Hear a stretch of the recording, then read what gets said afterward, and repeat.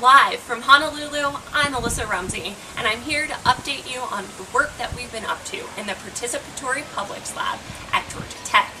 Recent advances in mobile head-mounted displays have led to a resurgence in virtual reality for industrial use applications like manufacturing, changing the underlying nature of work.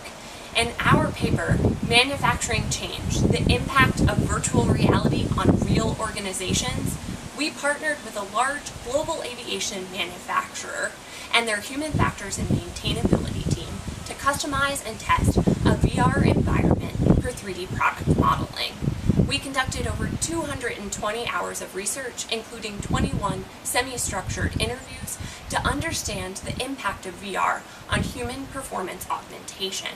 Our findings highlight the importance of understanding the organizational, technological, and personal infrastructures when designing and implementing new virtual reality solutions in the workplace. If you're interested in more information and you want to check out our virtual environment, read our CHI paper.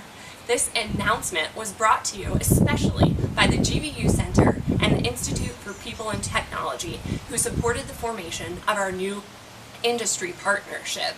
Signing off from Honolulu, Hawaii, I'm Alyssa Rumsey.